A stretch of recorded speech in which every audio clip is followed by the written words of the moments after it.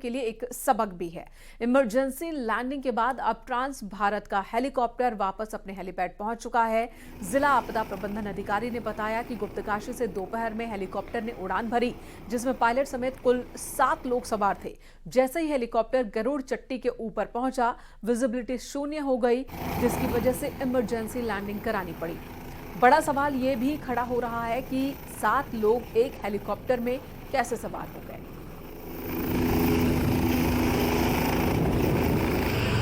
आज 2:15 पे trans Bharat heli company ने गुप्तकाशी से उड़ान भरी थी, जिसमें कि टोटल पायलट सहित 7 लोग थे। और जो केदारनाथ में पहुंचने पर ही वहां पर अचानक फॉग लगने के कारण विजिबिलिटी 0 हो गई थी, और जिससे कि पायलट की सूझबूझ के कारण सही जगह पर उसने लैंडिंग करवा दी, और जिससे कि सभी लोग सुरक्षित हैं। हरिद्वार में 1 अक्टूबर को स्वच्छता अभियान के दौरान हुई मारपीट के मामले में एक्शन हुआ है। जिलाधिकारी ने एडीएम को मामले की जांच सौंप दी है। 1 अक्टूबर को स्वच्छता अभियान के दौरान एआरटीओ और सब इंस्पेक्टर प्रवर्तन मुकेश वर्मा के बीच मारपीट हुई थी। एआरटीओ रत्नाकर सिंह और मुकेश वर्मा के बीच जमकर लात घूंसे चले थे। इसका वीडियो सोशल मीडिया पर वायरल है और अब एडीएम को मामले की जांच सौंपी गई है।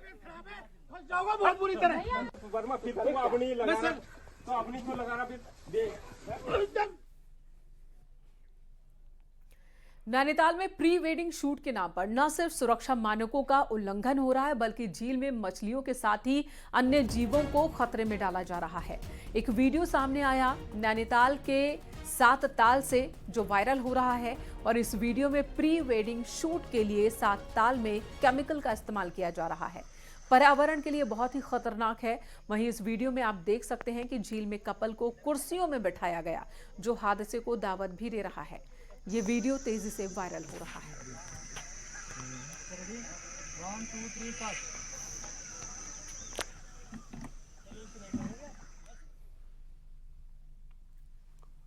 आगे बढ़ते हैं। ऋषिकेश में गंगा नदी के नीम बीच में नहाते वक्त आपको बताएं कि दिल्ली से आया पर्यटक डूब गया। दिल्ली से आया शिवम अपने दोस्त के साथ नहाने गंगा में गया था और इसी बीच नहाते वक्त वो गहरे पानी में चला गया और नदी में डूब गया। वहीं सूचना मिलने पर पहुंची एसडीआरएफ की टीम ने युवक के शव को बरामद कर लिया है।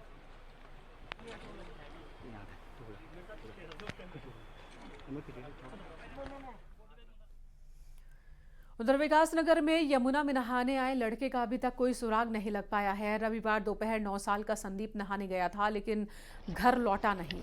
आशंका जताई जा रही कि नदी में नहाते वक्त ही एक हादसा हुआ और वो नदी में डूब गया। नदी किनारे संदीप के कपड़े भी मिले हैं। जल पुलिस के साथ ही एसडीआरएफ भी सर्च ऑपरेशन में जुटी है।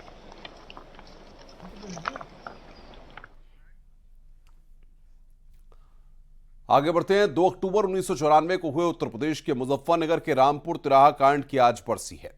मुख्यमंत्री पुष्कर धामी ने भी मुजफ्फरनगर पहुंचकर शहीद स्थल पर राज्य आंदोलन के शहीदों को भावपूर्ण श्रद्धांजलि दी। इस दौरान केंद्रीय मंत्री संजीव बालियान, केंद्रीय मंत्री अजय भट्ट, बीजेपी के प्रदेश अध्यक्ष महेंद्र भट्ट भी मौजूद रहे। सीएम धामी ने कहा कि उनकी सरकार राज्य आंदोलनकारियों के मान सम्मान और अधिकार में कोई कमी नहीं रखेगी। मुख्यमंत्री ने बड़ी घोषणा करते हुए कहा कि राज्य आंदोलनकारियों के बाद उनके आश्रितों को भी पेंशन का हक दिया जाएगा। मुख्यमंत्री ने कहा कि सरकार जल्द ही राज्य आंदोलनकारियों को सरकारी नौकरियों में 10% क्षैतिज आरक्षण का फायदा देगी। सीएम ने कहा कि रामपुर तिराहा में उत्तराखंड के लोकल उत्पाद का एक सेंटर बनाया जाएगा।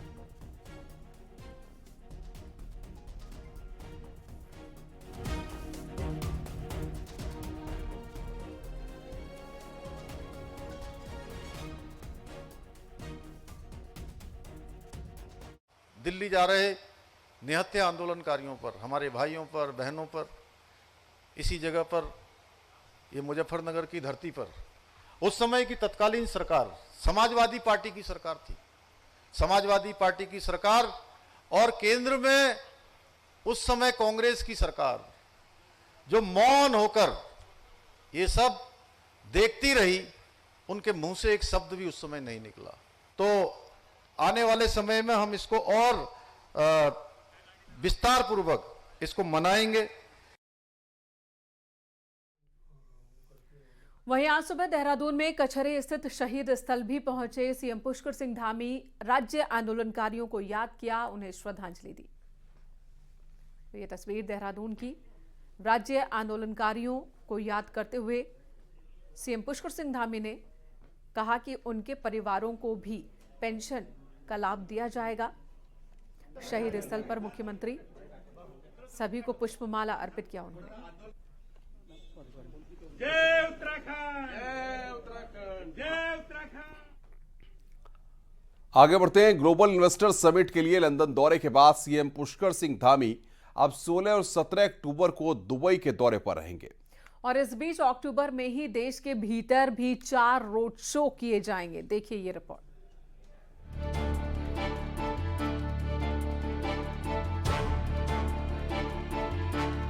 इस साल के अंत में 8 और 9 दिसंबर को होने जा रहे ग्लोबल इन्वेस्टर समिट के लिए सरकार देश विदेश के औद्योगिक घरानों को उत्तराखंड आने का निमंत्रण दे रही है। लंदन के 4 दिवसीय दौरे में सीएम धामी ने तमाम मल्टीनेशनल कंपनियों, उद्योगपतियों को उत्तराखंड आने का निमंत्रण तो दे दिया, 12,500 करोड़ का MOU भी साइन किया है।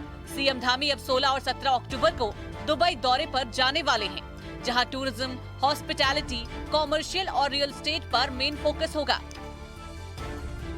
लंदन में प्रतिनिधि मंडल गया था, दिल्ली में कर्टन रेजर हुआ था, अभी 4 अक्टूबर को दिल्ली में रोड शो होने वाला है। देश के अन्य शहरों में भी, मुंबई है, अहमदाबाद है, बंगलौर है, सभी जगह हमारी टीमें जा रही हैं और विदेशों के भी जो कार्यक्रम आगे प्रस्तावित हैं उनमें भी हम लोग प्रतिभाग करेंगे। हमें उम्मीद है हमारे सामने एक बड़ा अवसर ये इन्वेस्टर समिट के रूप में। इसके साथ ही देश के अंदर भी कुल 7 रोड शो होने हैं, जिनमें से 4 रोड शो अलग अलग राज्यों में इसी अक्टूबर महीने में होने वाला है, जिसमें शिक्षा, स्वास्थ्य, होटल, फिल्म, IT और हाइड्रो पावर सेक्टर से जुड़े उद्योगपतियों पर विशेष फोकस होगा। कब कहां होगा रोड शो? 4 अक्टूबर को दिल्ली, 26 अक्टूबर को चेन्नई, 28 अक्टूबर को बेंगलुरु, 31 अक्टूबर को हैदराबाद, 2 नवंबर को अहमदाबाद, 6 नवंबर को मुंबई, 7 नवंबर को मुंबई में होगा रोड शो। अहमदाबाद में हमारा फोकस मैन्युफैक्चरिंग सेक्टर में लगेगा।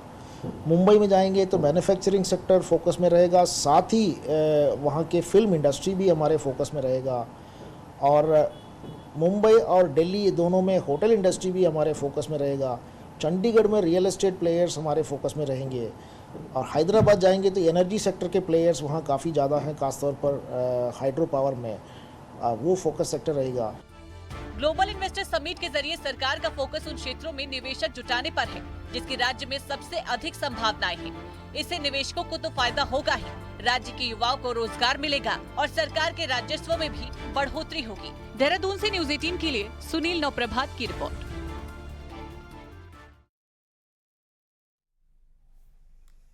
उत्तराखंड में डेंगू मरीजों का ग्राफ बीते कुछ दिनों में कम होने लगा है। भले ही आंकड़ा अभी तक 2700 के पार हो गया हो, लेकिन राहत की बात यह है कि हर दिन डेंगू के मरीजों की संख्या में अब कमी आने लगी है। डॉक्टर्स की माने तो डेंगू के मरीजों में कमी आने की वजह प्रशासन का सजग होना है और डेंगू पर रोकथाम की तमाम कोशिशें हैं।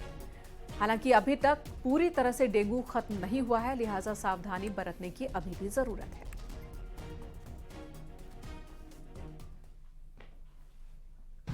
हाँ, पहले से काफ़ी सुधार हुआ है, पेशेंट कम हो गए हैं, लेकिन डेंगू जैसे अभी चल रहा था तो अभी चल ही रहा है, खत्म नहीं हुआ है, लेकिन कम हो गए पेशेंट। सड़क पर सिर मुंडवाने वाली महिला कांग्रेस की प्रदेश अध्यक्ष अब पूरे राज्य का दौरा करने वाली हैं और इसके जरिए महिलाओं तक मैसेज पहुंचाने की कांग्रेस पार्टी कोशिश करेगी। वहीं बीजेपी सिर्फ इसे एक स्टंट बता रही है। देखिए ये रिपोर्ट।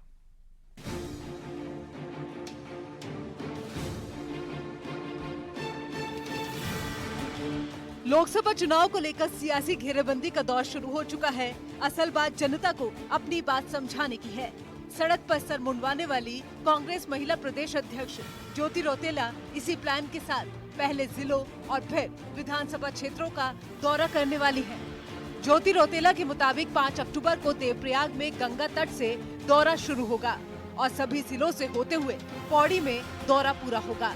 महिला कांग्रेस को यकीन है अंकिता भंडारी हत्याकांड से लेकर कई दूसरे मुद्दे राज्य की महिलाएं समझेंगी और इसी मकसद के साथ ये दौरा किया जा रहा है।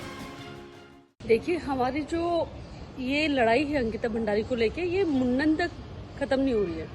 अब मेरा पूरे प्रदेश में हर जिले वाइज दौरा है 5 अक्टूबर से, और उसके बाद में विधानसभा वाइज जो ये मुद्दा है अंकिता भंडारी का, उसको लेके लोगों के पास जाऊंगी, लोगों से पूछूंगी कि क्या आप अपने प्रदेश की बेटी के साथ न्याय चाहते हैं, और अगर न्याय चाहते हैं तो इस सरकार के खिलाफ खड़े होइए, इन लोगों के खिलाफ खड़े होइए और अपनी बेटी के लिए आप सब आवाज बनने का काम कीजिए।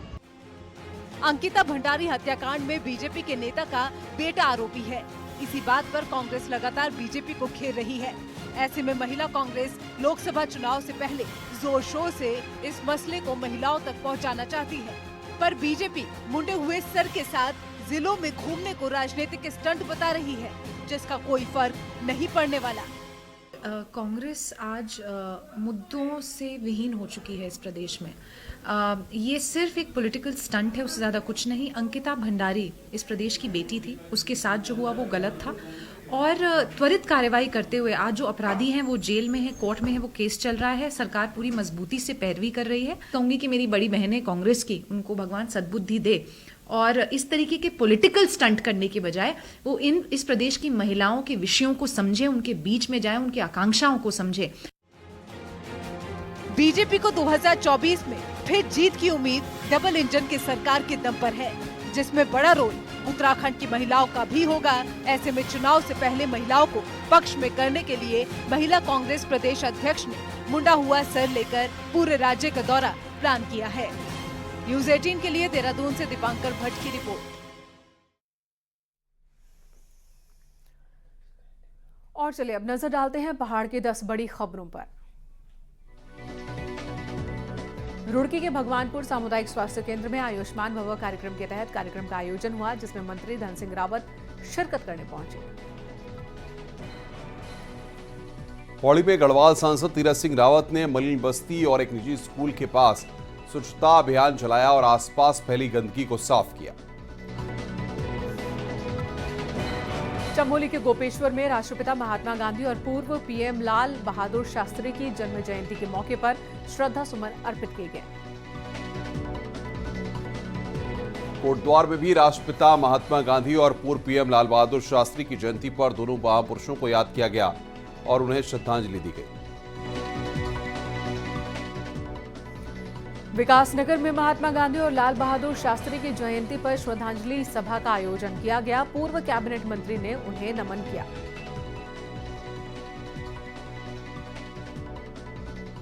विकासनगर में आवारा पशु फसलों को नुकसान पहुंचा रहे हैं, वहीं सड़क पर घूम रहे गौवंश हादसों की वजह बन रहे हैं।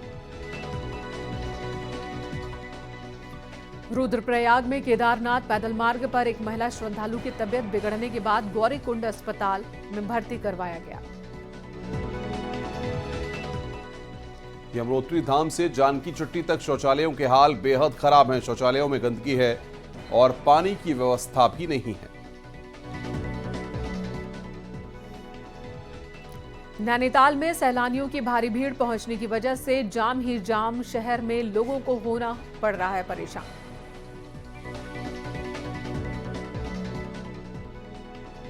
वीकेंड और गांधी जयंती की छुट्टी पर हरिद्वार में यात्रियों का हुजूम उमड़ा। दिल्ली, एनसीआर और अन्य राज्यों से बड़ी संख्या में लोग हरिद्वार आए।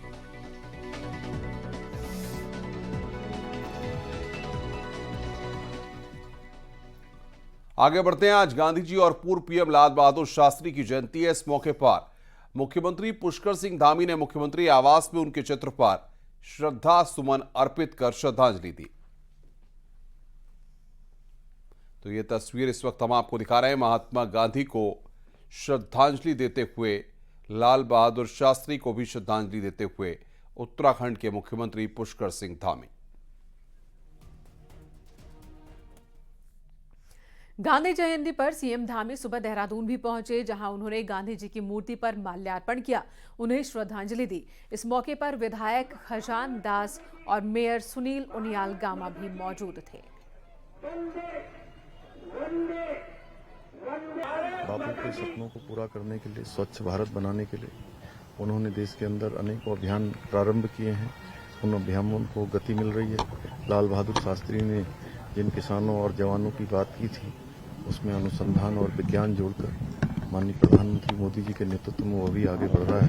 निश्चित रूप से आज हम उनको याद कर रहे हैं, उनका स्मरण कर रहे हैं कि उन्होंने अपने जीवन को देश और समाज के लिए लगाने का काम किया। मैं उन्हें अपनी श्रद्धांजलि अर्पित करता हूं। राष्ट्रपिता महात्मा गांधी और पूर्व पीएम लाल बहादुर शास्त्री की जयंती के मौके पर राजभवन में गवर्नर ने उनके चित्रों पर पुष्प अर्पित कर श्रद्धांजलि दी। इस अवसर पर प्रार्थना सभा का आयोजन किया गया। राजभवन के सभी अधिकारियों एवं कर्मचारियों की उपस्थिति में भातखंडे संगीत महाविद्यालय के कलाकारों द्वारा भजन गाए गए।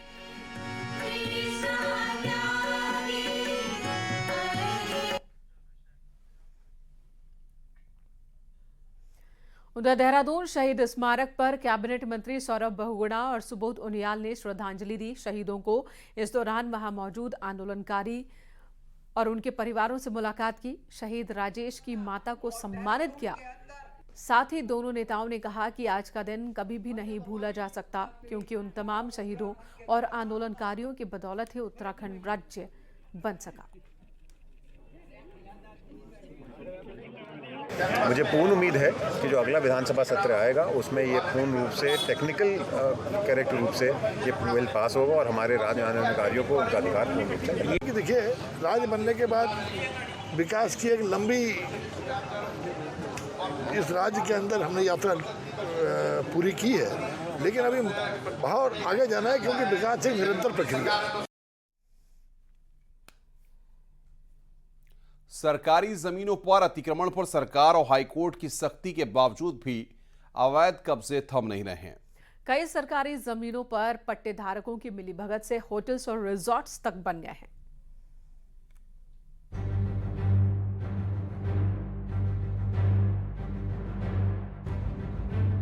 नैनीताल की घुघुखान में पट्टों और खामलैंड यानी कि सरकारी जमीनों पर होटल रिजॉर्ट तेजी से बन रहे हैं।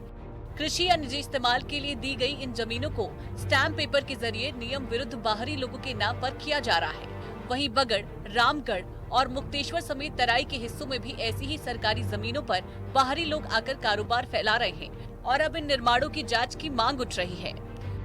अगर लीगल तरीके से बने तब तो ठीक है, लेकिन अनलीगल तरीके से बना रहे हैं तो उससे तो काफ़ी दिक्कत भी है, क्योंकि सबसे पहला तो जो रिसोर्सेज हैं, संसाधन, उनकी कमी हो रही है। सबसे बड़ी पानी की है, और बाहर के काफ़ी ऐसे लोग भी बस जा रहे हैं जो जिनका रिकॉर्ड भी ख़राब हुआ, कोई उनका रिकॉर्ड ही नहीं है, अनलीगल तरीके से बसे हैं सारे लोग वहाँ।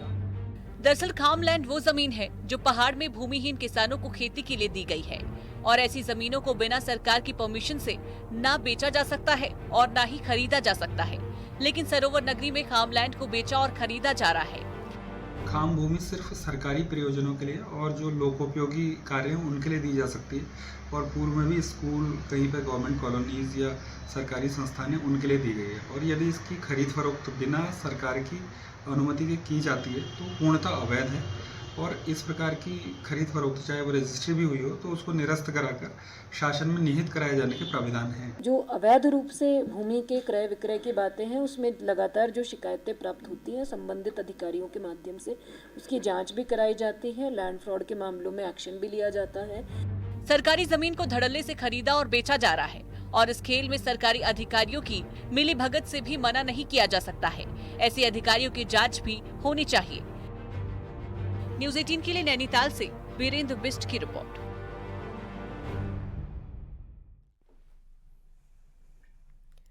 इधर रामनगर के लालढांग रोड पर अचानक एक बाघ बीच सड़क पर आ गया और टहलने लगा। इस दौरान वहां से गुजर रहे सैलानी रोमांच से भर उठे। कई सैलानियों ने वनराज को अपने कैमरे में रिकॉर्ड किया, जिसके बाद बाघ जंगल की ओर निकल गया।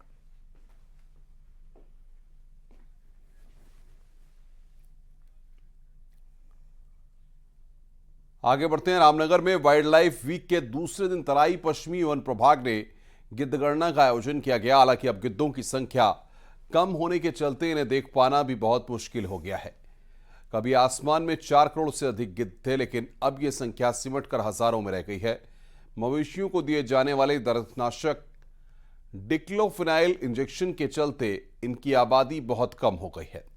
यहां हुई इस गणना के रिजल्ट डीएफओ द्वारा जल्द ही दिए जाएंगे।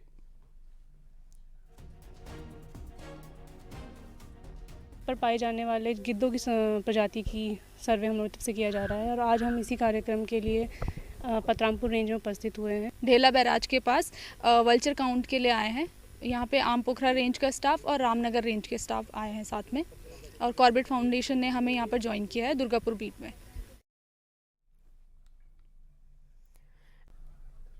बागेश्वर में होम स्टे योजना का फायदा नहीं मिल पा रहा, जिससे होम स्टे संचालक परेशान हैं। क्या है ये पूरा मामला, आपको दिखाते हैं एक रिपोर्ट।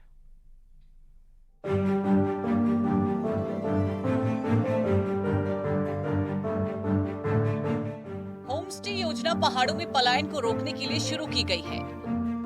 बागेश्वर के कई होम स्टे कई पर्यटकों से गुलजार रहते हैं, लेकिन अब यहाँ पूरे महीने 2-4 पर्यटक आना भी मुश्किल हो रहा है।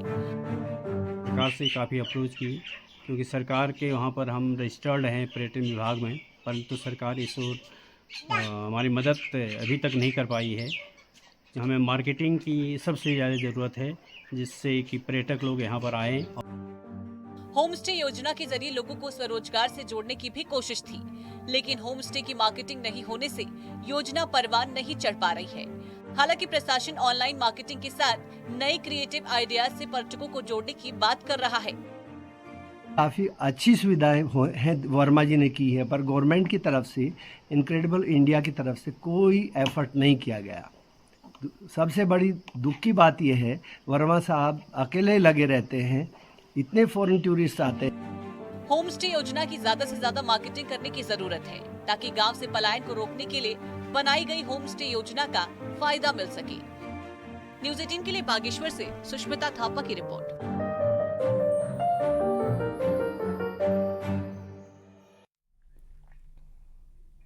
यहाँ रुकेंगे एक छोटे से ब्रेक के लिए। ब्रेक के बाद खबरों का सिलसिला लगातार जारी है।